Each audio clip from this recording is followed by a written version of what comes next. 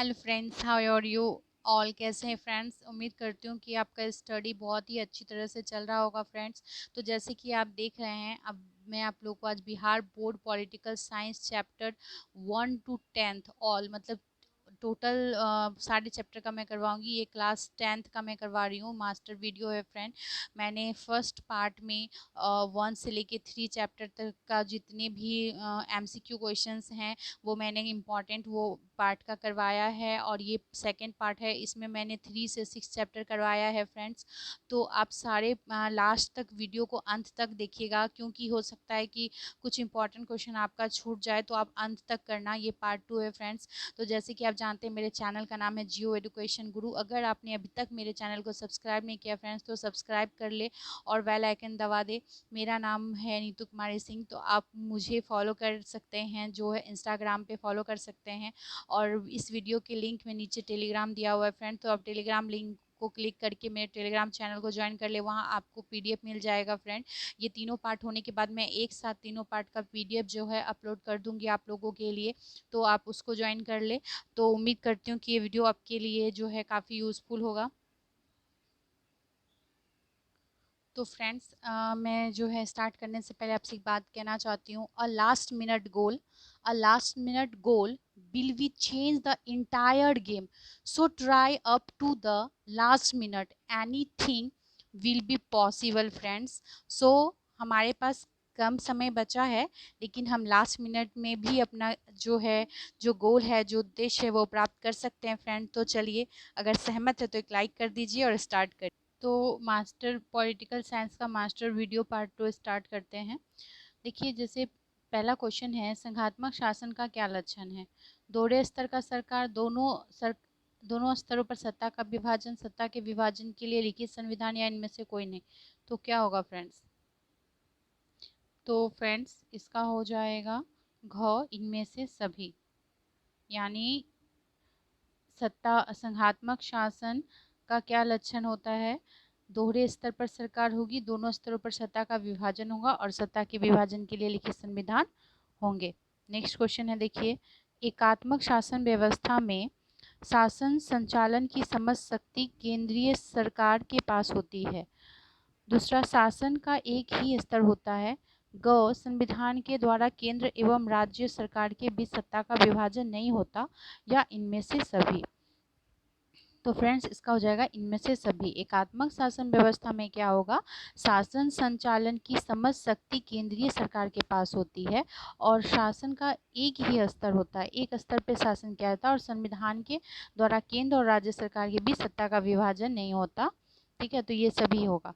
इनमें संघात्मक सरकार कहाँ नहीं है? अमेरिका में, भारत में, ब्रिटेन में, या ऑस्ट्रेलिया में? तो फ्रेंड्स, ब्रिटेन में जो है संघात्मक सरकार नहीं है, अमेरिका, भारत और ऑस्ट्रेलिया में है। इनमें 4 नंबर, इनमें से एकात्मक सरकार कहाँ नहीं है? फ्रांस, स्विट्जरलैंड, श्रीलंका, या इनमें से सभी? तो स्विट्जरलैंड जो है वहाँ पे एकात्मक सरकार नहीं है, फ्रांस और श्रीलंका ये दोनों में एकात्मक सरकार है। नेक्स्ट क्वेश्चन है, संघात्मक सरकार में केंद्र एवं राज्यों के बीच शक्तियों का विभाजन किसके द्वारा होता है? तो जो पहला है, केंद्र सरकार के द्वारा, राज्यों की सरकार के द्वारा, संविधान के द्वारा, या न्यायालय के द्वारा। तो फ्रेंड्स, इसका जो हो जाएगा संविधान के द्वारा। संघात्मक सरकार में केंद्र और राज्यों के बीच शक्ति का जो विभाजन होता है, वो संविधान के द्वारा विभाजन होता है। नेक्स्ट क्वेश्चन है 6 नंबर, इनमें कौन सा गुण संघीय शासन का नहीं है? पहला है स्वतंत्र एवं निष्पक्ष न्यायपालिका, ख में है क्षेत्रीय विविधताओं का सम्मान, ग लिखित संविधान की सर्वोच्चता, घ है केंद्र सरकार के हाथ में सारी शक्तियों का विकेंद्रीकरण। तो फ्रेंड्स, इसका हो जाएगा घ, केंद्र सरकार के हाथ में सारी शक्ति का विकेंद्रीकरण। कौन सा संघीय शासन का नहीं है? तो ये जो है नहीं है, बाकी ये तीनों है, यानी स्वतंत्र एवं निष्पक्ष न्यायपालिका, क्षेत्रीय विविधताओं का सम्मान, और लिखित संविधान की सर्वोच्चता। नेक्स्ट क्वेश्चन 7 है, भारतीय संघ के विषय में यहाँ का संविधान का क्या प्रावधान नहीं करता है? राज्यों का यूनियन यानी संघ, ख अधिक महत्व के विषय संघ केंद्र सूची में, ग दोहरी नागरिकता और घ समवर्ती सूची पर केंद्र और राज्य दोनों के अधिकार। तो फ्रेंड्स 7 का जो होगा वो ग हो जाएगा। दोहरी नागरिकता भारतीय संघ के विषय में जो है यहाँ का संविधान का क्या प्रावधान नहीं, दोहरी नागरिकता का प्रावधान नहीं है, ठीक है, भारतीय संघ के विषय में। जैसे राज्यों का यूनियन संघ ये है, अधिक महत्व के विषय संघ या केंद्र सूची ये भी है, समवर्ती सूची पर केंद्र और राज्य दोनों का एकाधिकार ये है, बाकी सभी होगा फ्रेंड्स, ग नहीं होगा, याद रखिएगा। नेक्स्ट क्वेश्चन है 8 नंबर, मुद्रा, बैंकिंग, संचार, सुरक्षा, विदेशी मामले जैसे विषय किस सूची में रखे गए हैं? तो ये किस सूची में रखे गए हैं? संघ सूची में रखे गए हैं। मुद्रा, बैंक, संचार, सुरक्षा ये हमारा जो है वो विदेशी मामले, ये सब क्या है, किस सूची में रखे गए हैं? संघ सूची में रखे गए हैं।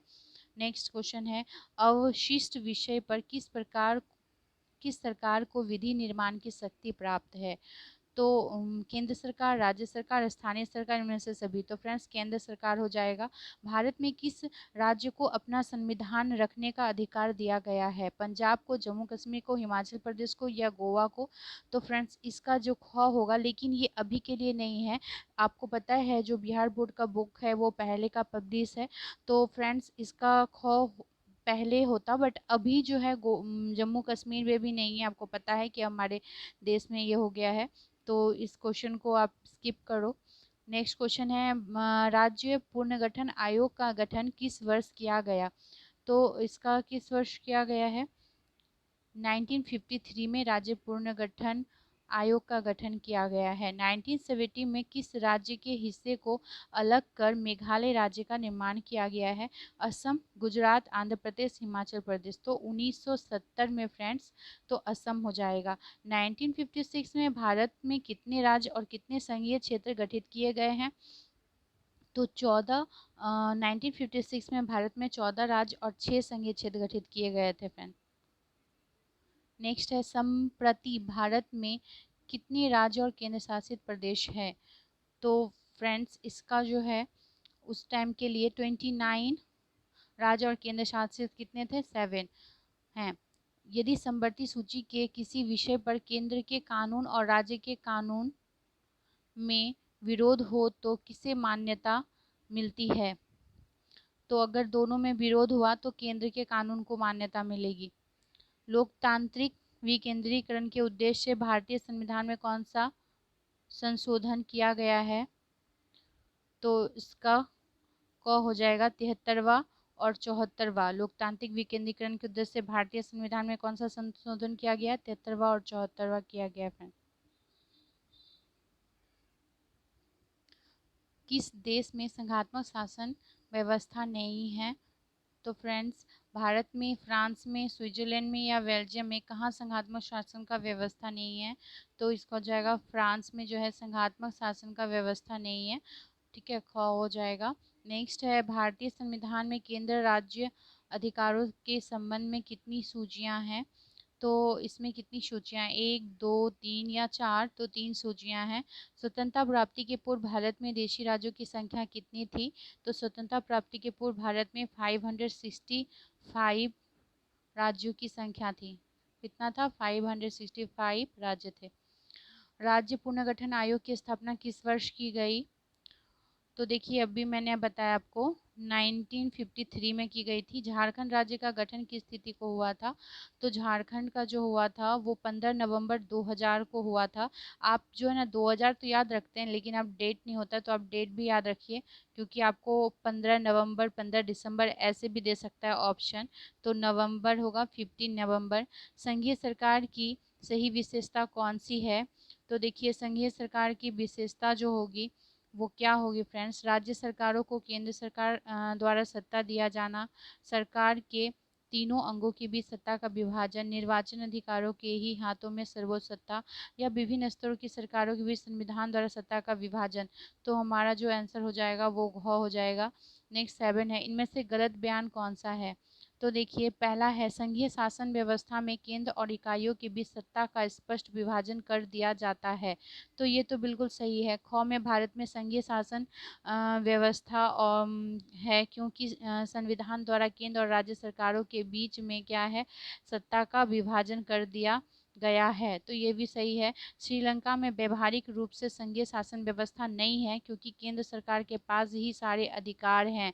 तो ये भी सही है फ्रेंड्स। नेक्स्ट है स्थानीय सरकार भारत की संघीय शासन व्यवस्था में बाधक है। तो ये गलत हो गया। नेक्स्ट क्वेश्चन 8 देखते हैं, भारत की भाषा नीति का सही लाभ क्या है। अंग्रेजी भाषा का प्रभुत्व, भाषा के आधार पर राज्यों के गठन से राष्ट्रीय हित की अपेक्षा अपनी अपनी भाषा को संवैधानिक मान्यता दिलाने की होड़ या राष्ट्रीय एकता मजबूत। तो क्या हो जाएगा फ्रेंड्स, इसका घ हो जाएगा, राष्ट्रीय एकता मजबूत करना। ये भारत की भाषा नीति का सबसे अच्छा सही लाभ है।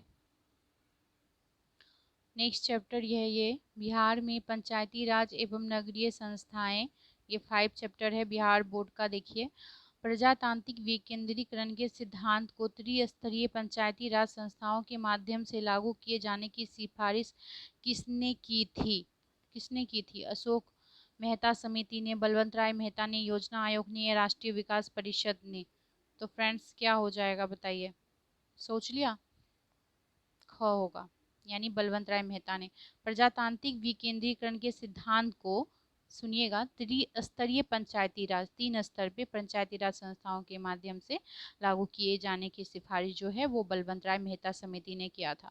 नेक्स्ट है पंचायती राज संस्थाओं को संवैधानिक दर्जा किस संविधान संशोधन से प्राप्त हुआ है। तो इसका हो जाएगा 73वां। मैंने टेस्ट सीरीज पॉलिटिकल साइंस में बहुत डिटेल से बताया फ्रेंड्स, ये मास्टर वीडियो है तो इसमें मैं ज़्यादा से ज़्यादा क्वेश्चन करवाऊंगी, मतलब आपको मॉक टेस्ट के रूप में इसको आप करिए, ठीक है। चलिए नेक्स्ट है पंचायती राज संस्थाओं के कितने स्तर हैं। तो देखिए जानते हैं आप, पंचायती राज संस्थाओं के 3 स्तर हैं।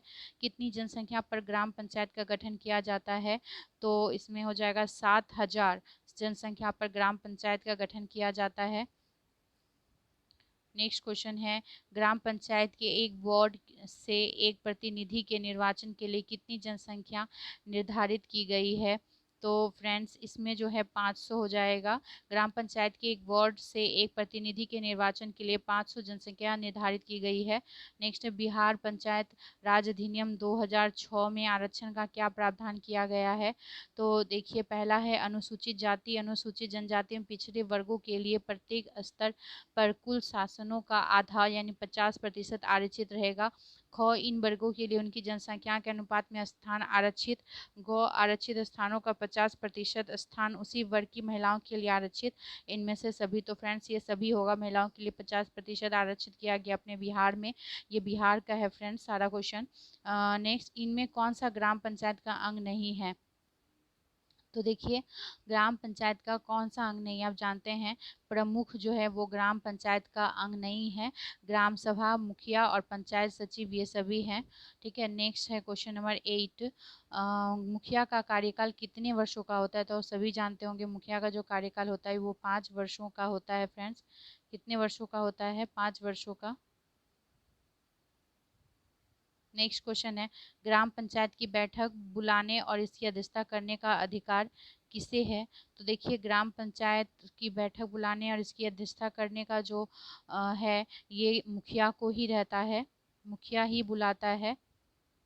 नेक्स्ट क्वेश्चन 10 नंबर है, देखिए पंचायत समिति के प्रत्येक निर्वाचन सदस्य कितनी जनसंख्या का प्रतिनिधित्व करते हैं। तो ये जो है 5000, पंचायत समिति का जो प्रत्येक निर्वाचन है वो 5000 सदस्यों जनसंख्या का प्रतिनिधित्व करते हैं। पंचायत समिति का कार्यपाल पदाधिकारी कौन होता है।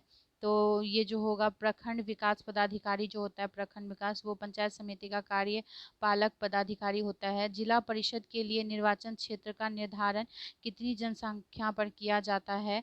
तो देखिए ये जो किया जाता है वो 50,000। जिला परिषद के लिए जो निर्वाचन क्षेत्र का निर्धारण जो है 50,000 जनसंख्या पर किया जाता है। ग्राम कचहरी का प्रधान कौन होता है। ग्राम कचहरी का प्रधान जो है वो सरपंच होता है फ्रेंड्स।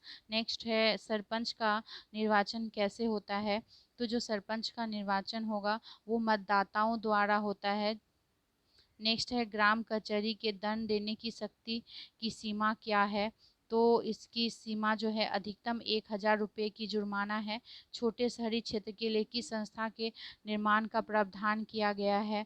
तो इसका जो हो जाएगा नगर परिषद। छोटे शहरी क्षेत्र के लिए जो है नगर परिषद संस्था के निर्माण का प्रावधान किया गया है। बिहार सरकार ने नगरों के प्रबंधन के लिए बिहार नगर पालिका अधिनियम किस वर्ष पारित किया था फ्रेंड्स?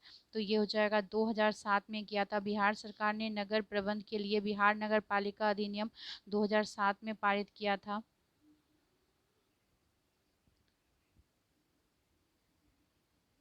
तो नेक्स्ट क्वेश्चन है, भारतीय संविधान में किया गया 73वां संशोधन संबंधित है। तो जो 73वां संविधान संशोधन जो हुआ है वो किससे संबंधित है? तो इसका जो हो जाएगा पंचायती राज से संबंधित है। बिहार में पंचायती राज संस्थाएं हैं। बिहार में पंचायती राज संस्थाएं कितने स्तर के हैं? याद रखिएगा 3 स्तरीय के हैं, 3 स्तर के हैं। स्थानीय स्वशासन की ग्रामीण संस्था कौन है? स्थानीय स्वशासन की जो ग्रामीण संस्था है ये जिला परिषद हो जाएगा फ्रेंड, जिला परिषद है। पंचायतीय समिति का प्रधान कौन होता है? पंचायतीय समिति का जो प्रधान होता है वो प्रमुख होता है। 2006 के बिहार पंचायत राज अधिनियम के अनुसार ग्राम पंचायत की स्थापना करने के लिए आबादी की शर्त जो है वो क्या है? तो इसका हो जाएगा 7,000 है। इनमें से पंचायत समिति का अंग कौन है? तो पंचायत समिति का अंग क्या है? तो प्रमुख जो है वो पंचायत समिति का अंग है। नेक्स्ट क्वेश्चन है, ग्राम कचहरी का प्रधान कौन होता है? तो ग्राम कचहरी का जो प्रधान है वो कौन होगा? ग्राम कचहरी का सरपंच होता है। नेक्स्ट है लोकतांत्रिक, ये चैप्टर 6 है, लोकतांत्रिक जनसंघर्ष एवं आंदोलन। ठीक है, इसका देखिए फर्स्ट क्वेश्चन है, लोकतांत्रिक जनसंघर्ष एवं आंदोलन का क्या उद्देश्य होता है?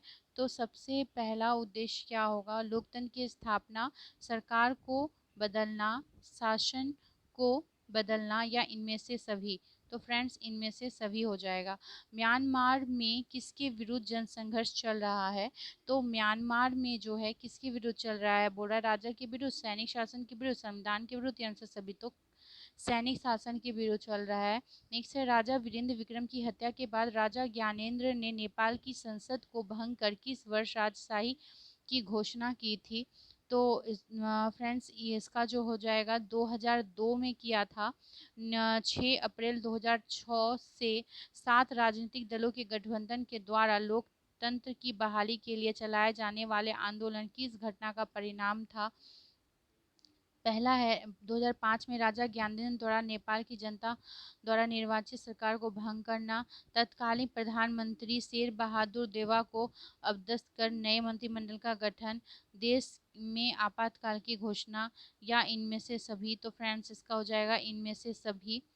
नेक्स्ट क्वेश्चन है, लोकतांत्रिक जन आंदोलन के समक्ष झुकते हुए नेपाल नरेंद्र ज्ञानेंद्र ने संसद को बहाल कर सत्ता जो है 7 राजनीतिक दलों के गठबंधन को कब सौंपी थी? तो फ्रेंड्स ये कब सौंपी थी? तो 24 अप्रैल 2006 को उन्होंने सौंपी थी। चिपको आंदोलन का क्या उद्देश्य था? तो देखिए चिपको आंदोलन का पहले जंगल या पेड़ों की व्यावसायिक कटाई का विरोध करना, जंगल और जमीन जैसे प्राकृतिक संसाधनों पर स्थानीय लोगों का कारगर नियंत्रण, पारिस्थितिकी को नुकसान पहुंचाए बिना क्षेत्र का विकास या इनमें से सभी? तो इसका इनमें से सभी हो जाएगा।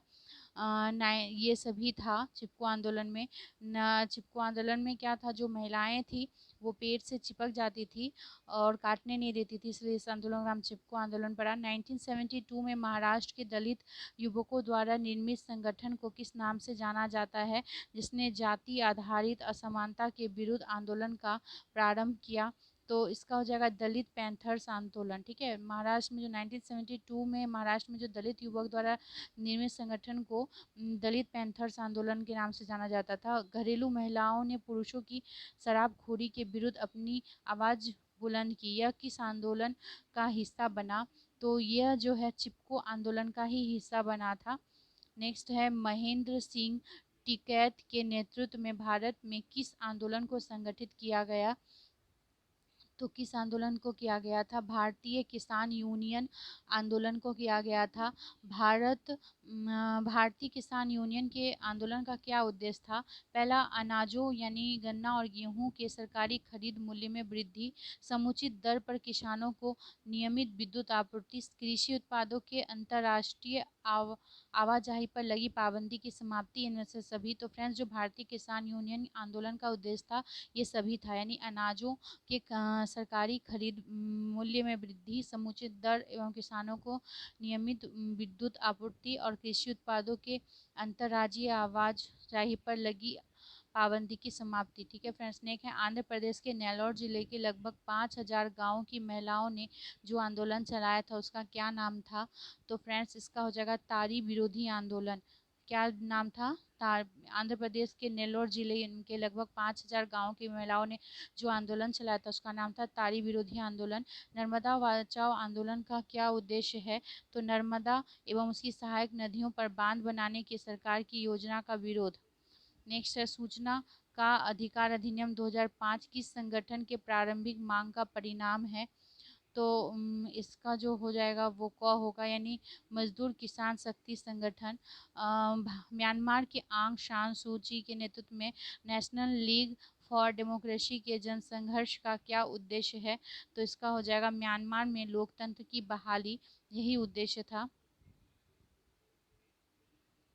किस विशेष वर्ग या समूह के हितों को बढ़ावा देने वाले संगठन को किस नाम से पुकारा जाता है?